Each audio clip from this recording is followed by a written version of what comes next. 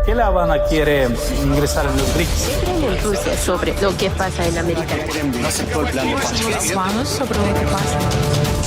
De Moscú a La Habana, tan parecidos como peculiares. Una coproducción de Cuba Debate y Sputnik que te acerca de primera mano la perspectiva cubana, rusa y multipolar sobre lo que pasa en el mundo. Hola, ¿qué tal? Sean bienvenidos nuevamente al podcast de Moscú a La Habana, una colaboración entre Cuba Debate y Sputnik para darle seguimiento a los principales acontecimientos que están presentes en los medios de comunicación. Mi nombre es Max Lenin Pérez, les saludo desde La Habana y en esta oportunidad voy a estar acompañando a nuestro amigo Oleg Leonov Armas. Hola, Oleg. Hola Max Lenin, un saludo. ¿Hace cuánto tiempo que ya no nos vemos? Estuve mirando, la última vez que nos vimos acá en este podcast fue a principios de mayo, hace 2 meses y medio, pero el tiempo ha pasado rápidamente, parece que fue ayer. Y así seguimos, como siempre digo, aquí desde acá, desde la capital rusa, estamos dispuestos a tratar todos los temas que les sea de interés desde un punto de vista de cómo se ven desde Rusia y desde Moscú. Con interés, de Moscú a La Habana, analizando la dinámica entre continentes. Y es muy interesante, Oleg, que tú menciones justamente ese espacio temporal porque nos ayuda a poner en perspectiva todo lo que ha acontecido desde aquella oportunidad que pude acompañarlos, que estuve sustituyendo a nuestra colega Claudia en este espacio. Eran los primeros 100 días de gobierno de Trump. Pero vamos a ver ahora en esta oportunidad esa nueva política de guerra arancelaria que viene arrastrando desde abril y que, bueno, ha intentado reforzar diciendo que le da un plazo, un ultimátum a Rusia o si no va a explotar en aranceles las relaciones comerciales entre ambos países. Y quisiéramos entonces empezar sabiendo cuál es la perspectiva, cómo se recibe estas nuevas presiones de Trump, que además están diciendo que las está condicionando a que es para poner el fin de la guerra entre Ucrania y Rusia. Pero es interesante, ¿no? Vamos a imponer el fin de la guerra, pero vamos a hacerlo a través de una guerra económica. ¿Cómo se recibe esto desde Moscú? Bueno, me gustaría empezar mi respuesta con una frase del célebre escritor nuestro ruso, León Tolstoy, quien decía que en cada persona viven 2 entes, ¿no? Un ángel y una demónica.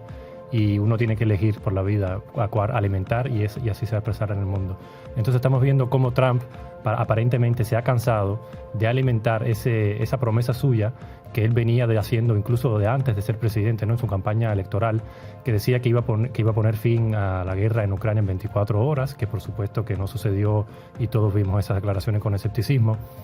Pero que él decía que él criticaba a la administración Biden justamente por alimentar ese conflicto y armar a Ucrania para la continuidad de ese conflicto, contraponiendo la intención de Rusia de sentarse en la mesa de negociaciones y negociar un fin del conflicto mediante métodos diplomáticos.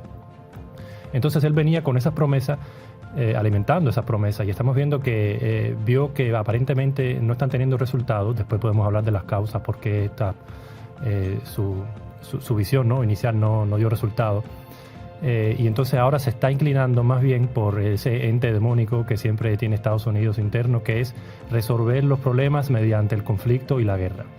Pero si bien sabemos que con países de menor envergadura que Rusia, por ejemplo, como Irak o Afganistán, ¿no?, Libia, eso podría haber tenido éxito, con Rusia eso no lo va a tener, y con China menos. Entonces estamos viendo, ¿por qué menciono China aquí en este momento? Porque justamente acaban de llegar la noticia de que el presidente chino, Xi Jinping, le había anunciado a Lavrov, que se encontraba de gira por China, a Lavrov, al ministro de Exteriores ruso, que China apoya plenamente a Rusia en esa guerra, en esa campaña, ¿no?, de aranceles que Trump quiere imponerle a Rusia.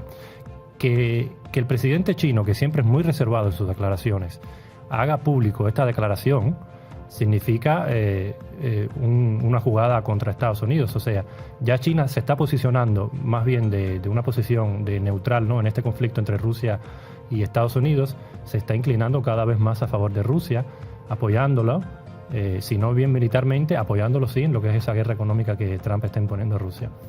Entonces, lamentablemente acá en Rusia vemos cómo Trump está cambiando de retórica, de una retórica pacificadora con la que venía Desde el principio, justamente contigo hablábamos sobre que Trump tenía ese anhelo de obtener el Premio Nobel de la Paz, ¿no? Pero ahora vemos que esa intención de él no le está dando resultado y bueno, se está inclinando más bien por solucionar el conflicto a garrote. Pero con Rusia eso no va a funcionar. Entonces acá desde Rusia estamos, lo ha dicho Lavrov ya también, que quisiéramos aclarar, Moscú quisiera aclarar qué es lo que vendrá después de esos 50 días, porque si en 50 días, como decía Trump, no se soluciona el conflicto, y lo estoy diciendo ahora, en 50 días no se va a solucionar el conflicto por razones que podríamos hablar un poco más tarde, ¿qué significa esa guerra de aranceles, primero?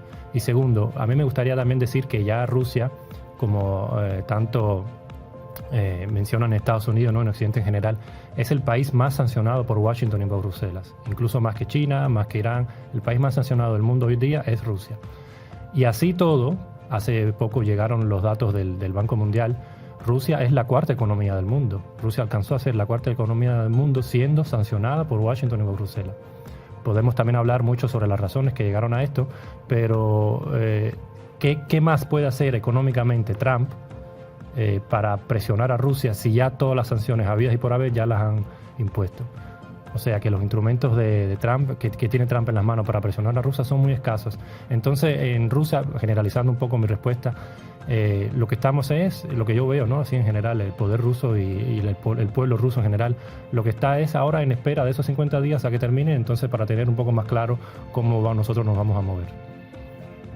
Sí, es interesante, has tocado varios aspectos ahí que me gustaría que pudiéramos comentar de alguna u otra manera, como es el tema de la relación Rusia y China, porque no es un secreto para nadie que entre las motivaciones fundamentales de todas estas políticas alocadas de Trump tienen el objetivo fundamental de no perder esa hegemonía que durante tanto tiempo ha estado poseyendo Estados Unidos, ¿no?, en el mundo. Y aquí están los elementos de la geopolítica internacional saltándonos a la vista, como es la relación de disputa entre Estados Unidos contra Rusia y China, ¿no? Es todo ese mover las piezas del tablero del ajedrez internacional para atacar a dos grandes potencias que están siendo protagonistas de ese nuevo orden económico internacional que supondría una nueva contrahegemonía de Rusia y China a la cabeza, además de este grupo de los BRICS. Es decir, que hay varios elementos que tú has tocado que me parecen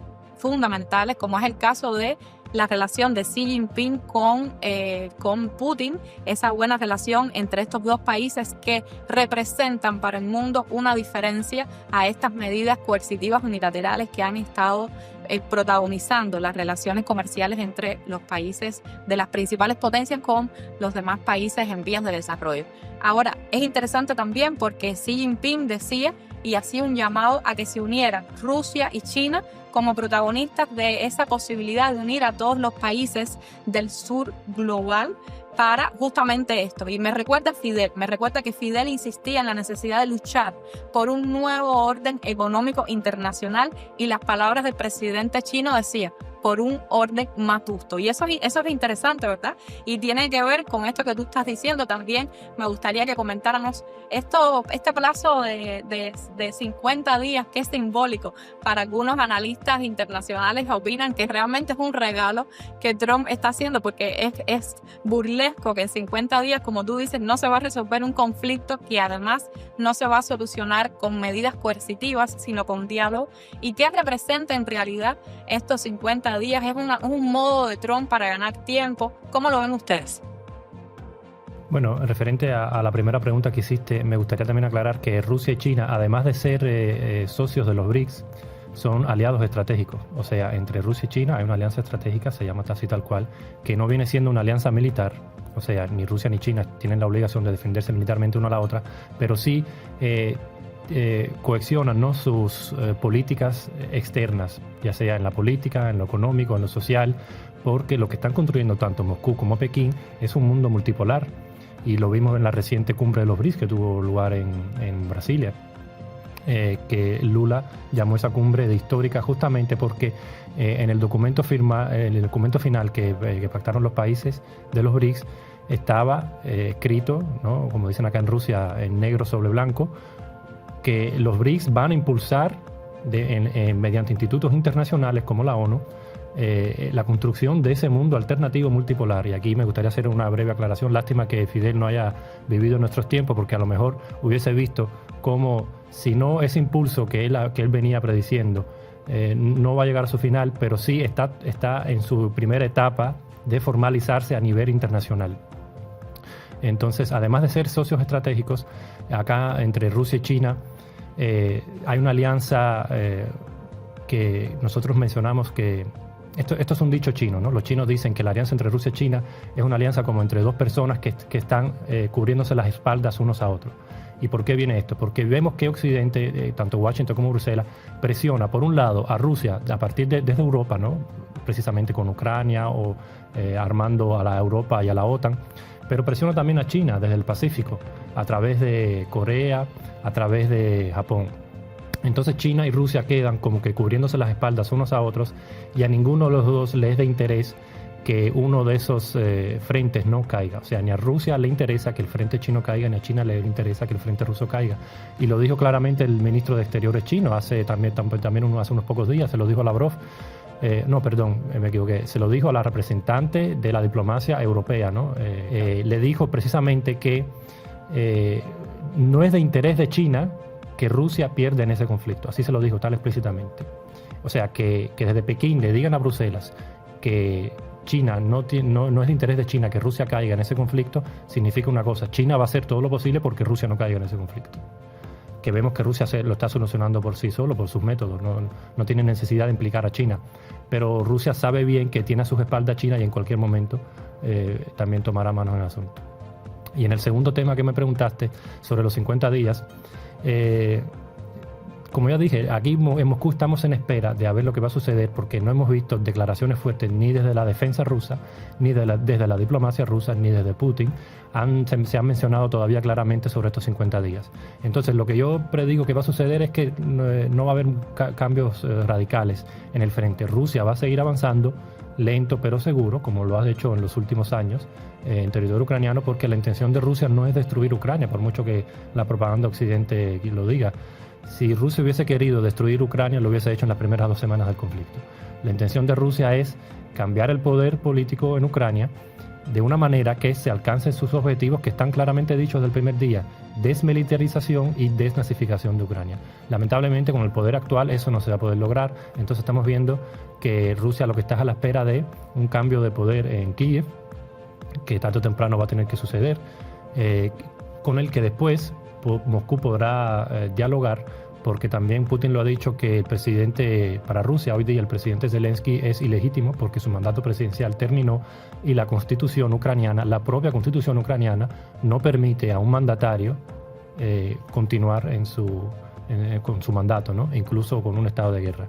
Entonces, la única que tiene continuidad según la constitución ucraniana es el parlamento ucraniano. Entonces, la única autoridad hoy día para Rusia es el parlamento ucraniano y su presidente. Que van a ver cómo se soluciona este conflicto. Pese a que Rusia no reconoce a Zelensky como presidente legítimo de Ucrania, así todo han dicho que están dispuestos a dialogar con cualquier fuerza política que es de Ucrania, que esté dispuesta a dialogar en la mesa de negociaciones y terminar con este conflicto de una manera diplomática, de los instrumentos diplomáticos, que es lo que ha venido Rusia diciendo desde el 2014, cuando empezó la guerra civil dentro de Ucrania, y aquellos mal llamados acuerdos de Minsk que Kiev nunca cumplió. La intención de Moscú desde aquel entonces era sentarse en la mesa de negociaciones y resolver todas las diferencias en la mesa de negociaciones, incluyendo a esas repúblicas rebeldes de Donetsk y Lugansk, ¿no?, en territorio ucraniano. Ucrania se negó en aquel entonces a realizarlo y ahora vemos las consecuencias. Ucrania lo que está haciendo es perder, mientras más pasa tiempo, Ucrania lo que hace es perder más territorio. Sí, recordamos además todo ese lamentable show político que se dio en la Casa Blanca cuando Trump precisamente humillaba en la televisión y en los medios de todos los países del mundo, en cámara, en vivo, en directo, humillado sin compasión a Zelensky, y cómo vemos las contradicciones justamente del gobierno de Trump desde el día cero y que se reflejan todavía constantemente, que de aquella etapa de humillación hemos pasado otra vez a proveer de armas, y bueno, parece que eso ya quedó en el pasado. Y entonces es contradictorio cómo en un sentido Trump llama supuestamente insta a Rusia a terminar el conflicto, pero a la vez está continuando con esa industria militar de la cual vive Estados Unidos indudablemente, y sigue ofreciendo armamento e incitando a los países de la Unión Europea a que cumplan con estas cuestiones de entrega de armamentos. Y que sobre eso también quería preguntarte, ¿cómo crees tú que queda la Unión Europea y cuál va a ser los siguientes pasos que se van a dar en este sentido de la industria militar y de todo el apoyo militar que Trump le está pidiendo a la Unión Europea que respalde en este conflicto? Sí, bueno, desde acá de Moscú también vemos cómo esas últimas declaraciones de Trump han incitado en la propia Unión Europea a un poco de confusión, porque si bien sabemos que las élites europeas en su mayoría son títeres de aquellas élites globalistas que manejan desde Washington, pero los políticos europeos están en una encrucijada. Por un lado, tienen que cumplir con las órdenes de Washington, y por otro lado, ahora tienen que explicarle a los europeos de a pie, que son los que van a pagar con sus impuestos todos esos gastos, por qué ellos tienen que sacar de sus bolsillos el dinero para pagar armamento estadounidense para entregárselo a Ucrania. O sea, ¿a costa de qué? Si vemos que ya Europa bastantes crisis tiene económica con lo que está pasando, que los europeos últimamente ahora tienen que ahorrar gas, tienen que ahorrar agua, porque no les alcanza. Sabemos que las cuentas, eso es algo que a lo mejor no saben nuestros espectadores, las cuentas de los servicios comunales en Europa son de 400 euros para arriba. O sea, ya el salario de un europeo común no le está alcanzando ni siquiera para pagar sus servicios comunales comunes, ¿no? Entonces, ahora los políticos europeos van a tener que explicarle eso a sus electores, y si ceden ante las presiones de Trump, evidentemente van a perder las elecciones. Y todo esto teniendo de fondo que vemos como en Europa están en auge los movimientos alternativos, como se llaman, ¿no? Pueden ser de izquierda o de derecha, da igual, pero son movimientos alternativos a ese sistema político que congestionado que tenía Europa en las últimas décadas, y que están proponiendo alternativas precisamente de cómo salir de esto. Algunos dicen que hay que mejorar las relaciones con Rusia. O sea, esos movimientos alternativos tienen diferentes visiones sobre el futuro de Europa, pero lo que los une es el descontento con el sistema actual, y están acaparando cada vez más votos de los electores propios europeos.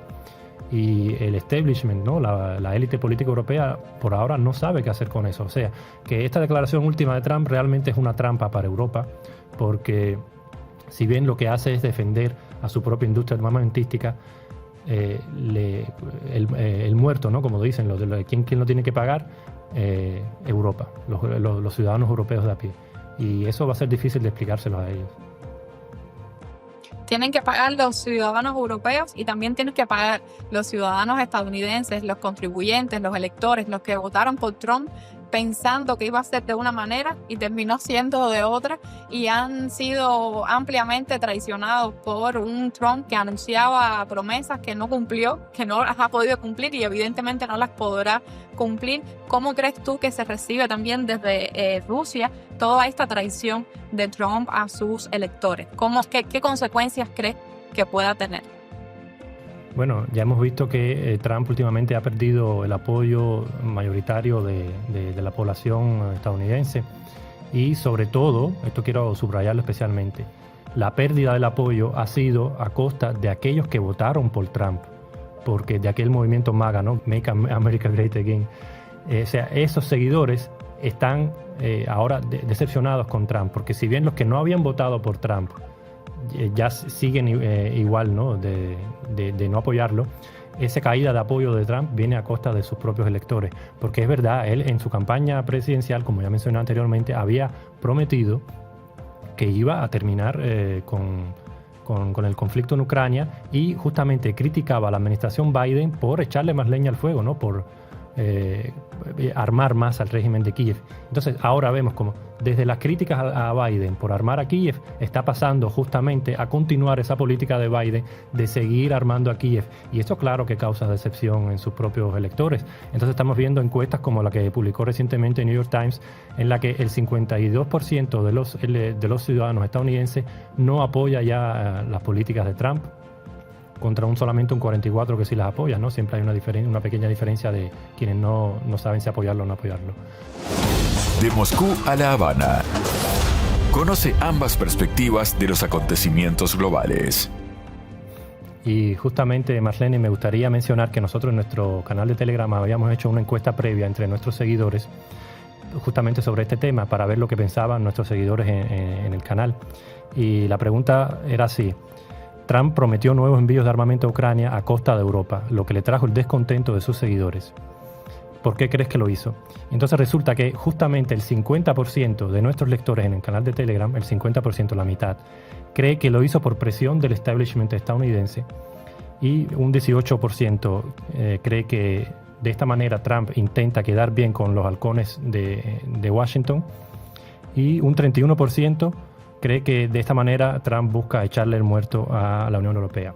Que yo creo que todas estas soluciones en realidad son factibles, o sea, explican bien por qué Trump hace esto. Y me gustaría también leer algunos comentarios los comentarios más interesantes que dejaron nuestros lectores. Lo voy a hacer en breve. Dejaron 31 comentarios en total nuestros lectores. Entonces, Orlando Rodríguez dice que toda esta decisión de Trump es puro negocio para hacer dinero. Esperó el momento para subir los precios y hacerle pagar el momento. Nada, un mentiroso manipulador. O sea, que lo que viene diciendo es que Trump esperó el momento justamente en el que el mundo se ve que no tiene suficiente armamento para Europa, ¿no? Sobre todo, no tiene suficiente armamento para seguir suministrando a Ucrania. ¿Y quién sí tiene la potencia de producir armamento? Estados Unidos. Pero no lo va a hacer de gratis. O sea, se va a lucrar con esto a costa, como ya dijimos, de Europa y del ciudadano común europeo. Y otro comentario que dejó Claudio Muñoz, que también me pareció interesante, quien dice que el señor Trump, como cualquier señor de negocios, ve en esta situación una oportunidad para impulsar su industria armamentística. Entonces dice que está de más decir que Ucrania ya tiene una pérdida de confianza en pago, o sea, Ucrania no va a poder pagar, por eso Europa le va a ayudar a tapar los hoyos a Estados Unidos. Estamos viendo que tanto Estados Unidos como Europa tienen grandes déficits, ¿no?, económicos, pero Estados Unidos quiere saldarlo, entre otras cosas también, mediante los pagos que le va a hacer Europa a su industria armamentística. Y bueno, para resumir todo lo que habíamos hablado acá, a mí me gustaría anotar que al final y al cabo, después de tanto tira y afloja de Trump, quien paga el precio de la continuidad de este conflicto es el ciudadano común ucraniano y el soldado ucraniano, que sea, la sangre se sigue derramando en el campo de batalla, y ya sea pague quien pague, sea Estados Unidos o Europa, el conflicto continúa y no es la intención de Moscú. La intención de Moscú desde un principio ha sido siempre terminar este conflicto, lamentablemente mediante métodos militares, porque Europa y la OTAN y Occidente en su conjunto nunca accedieron a sentarse en la mesa de negociaciones y resolverlo por la vía diplomática. Sí, me parece que has puesto el punto en la I de lo más importante, que es las personas, los pueblos, los ciudadanos, los electores, los que confían en sus líderes, y esos líderes, y bueno, diríamos líderes, pero no siempre son líderes, esos presidentes, esos funcionarios los traicionan, ¿no? Y es lo que hemos venido viendo que está pasando con toda esta política desmesurada de Trump hacia el mundo, con el conflicto de Ucrania y Rusia, pero también hacia otros países, como por ejemplo hacia nuestro continente, los países de nuestro continente, en esta política de guerra militar, pero de guerra económica, que viene siendo un mismo frente para Estados Unidos. Te propongo que hagamos una pequeña pausa para entonces darle continuidad a nuestro podcast de Moscú a La Habana, con una mirada hacia los acontecimientos de este lado del mundo. Con curiosidad, de Moscú a La Habana, rompiendo los clichés de la propaganda globalista. Bueno, nos encontramos, usted sabe, en este podcast a cuatro mandos, que se hace desde La Habana a Moscú y desde Moscú a La Habana. Hemos estado conversando sobre la política de guerra arancelaria que tiene Trump contra Rusia, por ejemplo, pero también ha abierto esa guerra contra varios países alrededor del mundo, y un ejemplo en nuestro continente está hacia México, pero también hacia el país gigante suramericano, hacia Brasil. Y ha sido todo un escándalo, además, porque esto sucedió a través de las redes virtuales. Trump lanza una carta, una noticia que incluso el presidente Lula desestimaba, porque no podía creer que esto fuera real a través de sus medios de comunicación virtuales, y más o menos decía Trump que debido a ataques en Brasil contra las elecciones libres, y la libertad fundamental de expresión de los estadounidenses. Fíjate qué nivel de delirio, cómo puede relacionar las elecciones en Brasil con la libertad de los estadounidenses. A partir del 1 de agosto de 2025, cobrarán a Brasil un arancel del 50% sobre todo y cada uno de los productos brasileños enviados a Estados Unidos, aparte de todos los aranceles sectoriales. Y bueno, ya habíamos visto también cómo está amenazando con aranceles a todos los países miembros del BRICS. Es decir, Trump, en su política y show mediático de esquizofrenia, está abriendo varios frentes que vamos a ver si los podrá ganar o si los podrá al menos sostener. Y también ha lanzado entonces una guerra económica hacia Lula, pero que cuando nos adentramos un poquito en el análisis, que ni siquiera tiene que ser muy profundo, ya a nivel superficial podemos percatarnos que de lo que se trata es de un conflicto de intereses políticos, pues salta inmediatamente, porque en la misma carta de Trump lo menciona y lo relaciona él, salta la figura de Jair Bolsonaro, y como ustedes saben, sabemos que está en un proceso legal que analistas y expertos estiman que en unos meses debe estar preso incluso. Pues Trump salta a la defensa de este personaje que además no goza de ningún prestigio de este lado, por lo menos de este lado del mundo, y que sabemos que cumplió un papel de figura de títere, de monigote de los intereses imperiales de Estados Unidos. Pues salta a la defensa y en su lugar amenaza con aranceles. Fíjate cómo hay una igualdad de posición, ¿no? Y de actuación. Si no haces lo que yo digo, bueno, pues te sanciono económicamente. Y si no haces lo que yo digo, significa no piensas como yo, no actúas como yo, no te sometes a lo que yo digo. Y por eso la respuesta de Lula ha sido, y hay cierto consenso general en que ha sido una respuesta digna. En primer lugar, desconoció esa carta, ese mensaje de Trump, lo desconoció, dio por sentado que se trataba de un meme, que no podía ser real, pero además respondió, no obstante respondió, y respondió con firmeza, con contundencia. Y es interesante porque también lo hemos recogido en nuestras plataformas digitales de Cuba Debate, y ha habido una reacción positiva en los comentarios que justamente han reaccionado de manera positiva. Y yo, bueno, siguiendo con eso que hiciste de relacionar los comentarios a la encuesta de Sputnik, que me parece además muy bonito porque es darle participación de primera mano a los que siguen nuestras plataformas. Quería comentar, por ejemplo, alguno de los usuarios de Cuba Debate dijo: me gustaron mucho estas palabras. Nadie está por encima de la ley. Estas son palabras de Lula en esa respuesta que le da a Trump. Nadie está por encima de la ley, sobre todo los que atentan contra la libertad y el Estado de Derecho. Tiene Brasil que darse a respetar como país soberano que es, y es una además de las potencias mundiales. Basta de emperador del mundo. Y esta es una frase que me parece que es espectacular. Le dice Lula a Trump: no queremos emperadores, basta ya de emperadores del mundo. No me quiero extender mucho más porque este tema, que está también actual, vigente, quisiera saber, Oleg, cómo se percibe desde Moscú, desde el otro lado del mundo, cómo se aprecia esta política también para nuestro continente, que bueno, no es nada nuevo, ¿no? Pero que va cogiendo matices novedosos con el tema de los aranceles en esta ocasión. ¿Cómo se aprecia desde Moscú? ¿Cómo se percibe? ¿Cómo se apropia de esta nueva amenaza de Trump hacia Brasil? Y cómo además han percibido la respuesta del presidente Lula, que además dice: si no, vamos a intentar dialogar. Primero vamos al diálogo, pero si no nos entendemos, bueno, pues entonces tenemos una ley de reciprocidad que vamos a aplicar. Tú me pones aranceles, yo te pongo aranceles. ¿Qué creen ustedes de estas posiciones, tanto de un lado como del otro? Bueno, desde acá de Moscú lo que seguimos sí de cerca es como Trump una y otra vez insiste en atacar aquellas potencias económicas emergentes que, además, me gustaría subrayar, todas son miembros de los BRICS, o sea que esto no puede ser cualquier casualidad. Brasil es precisamente la B de los BRICS. Entonces, que él ataque también a la mayor potencia económica de América Latina, que está en auge y que es miembro de los BRICS, en cuyo territorio se celebró la última cumbre de los BRICS, y del presidente de cual, ¿no? Lula, vinieron las palabras de que esa cumbre era histórica porque se estaba gestando ya un nuevo orden mundial independiente de Estados Unidos. Entonces yo creo que el ataque de Trump no viene por casualidad precisamente en estos momentos. Y también ya hemos hablado aquí mucho sobre las sanciones, los ataques económicos a Rusia, a China.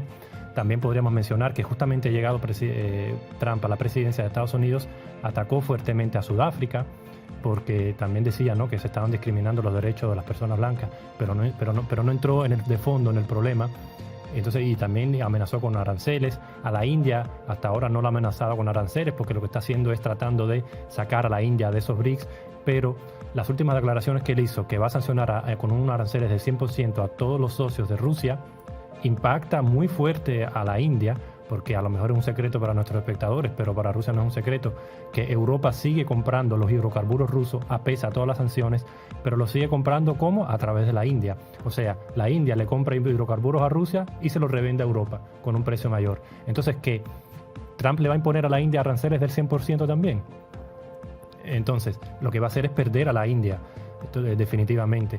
Entonces, esto por una parte, vemos como Trump, que ya había amenazado a los BRICS también si buscaban imponer, ¿no?, esa moneda única de los BRICS, alternativa al dólar y al euro para intercambio comercial entre los países de los BRICS, también había amenazado con aranceles del 500% por eso, ¿no? Entonces, todo eso por una parte.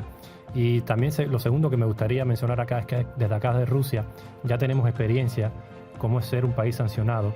Y como ya dije también anteriormente, Rusia bajo sanciones alcanzó a ser la cuarta potencia económica del mundo, después de Estados Unidos, China y la India justamente, precisamente porque todas esas sanciones, al cerrar los mercados europeos y estadounidenses, lo que de otra forma, una de las consecuencias fue que impulsó la producción interna dentro de Rusia, por una parte, y por la otra buscó mercados alternativos, ya sea en África, en la China, en Oriente Medio, en Latinoamérica. Entonces, si Trump le impone esos aranceles a toda la mercancía a Brasil, ¿qué va a hacer Brasil? No se va a quedar de manos cruzadas y rendirse. Por una parte, va a impulsar su producción interna para producir ellos mismos lo que anteriormente le compraban a Estados Unidos, y por otra parte va a buscar mercados alternativos. Ya tiene Latinoamérica a su lado, también en Rusia y China, en África, cruzando el Atlántico puede tener vastos mercados.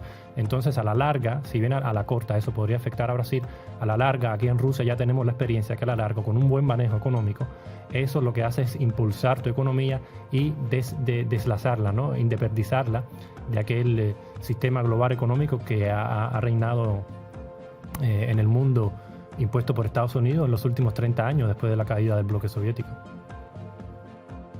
Sí, yo creo que es muy interesante eso que tú nos estás planteando, porque fíjate, somos países sancionados y hemos sido países sancionados por Estados Unidos históricamente, y justamente de lo que se trata es de nuevas potencias emergentes indiscutiblemente poderosas como Rusia, China, Brasil, precisamente también con todas sus potencialidades desde nuestro continente, que no pretenden imponerle al mundo su modelo, sino que pretenden justamente coexistir con los demás países de una manera armónica, de una manera de respeto. Y aquí una palabra de orden que es soberanía, ¿no? Y detrás de todos estos bloqueos, detrás de todas estas sanciones, detrás de todas estas medidas unilaterales, coercitivas, lo que se esconde es el intento de Estados Unidos por violentar la soberanía de nuestros países, la soberanía de nuestros pueblos.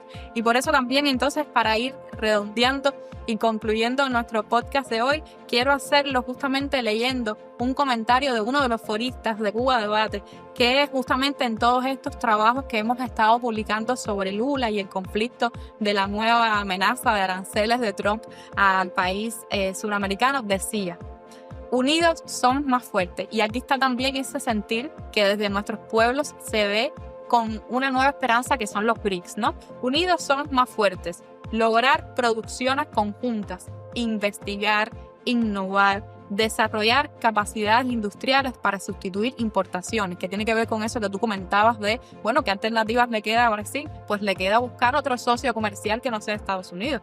Le queda buscar nuevos nichos de mercado y mudarse para otros países que además tienen la posibilidad de hacerlo con sus socios de los BRICS.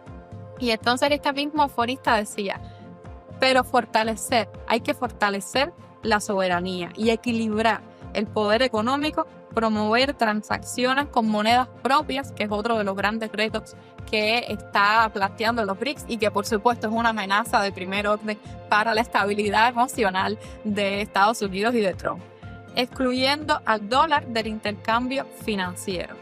Es decir, hay una respuesta valiente y digna del presidente Lula, y yo creo que por ahí va también el mensaje de Putin, el mensaje de Xi Jinping, el mensaje desde Cuba, una respuesta digna. Y una respuesta digna significa que tenemos que proteger por todos nuestros medios la soberanía, la independencia y el poder de decisión propio, la autonomía de nuestros países. Sí, bueno, la verdad que no tengo más nada que agregarle a eso que dijiste, totalmente al 140% de acuerdo con todo lo que expone, y es justamente lo que yo venía diciendo también. Y me gustaría terminar mi idea con algo para que nuestros espectadores se queden pensando.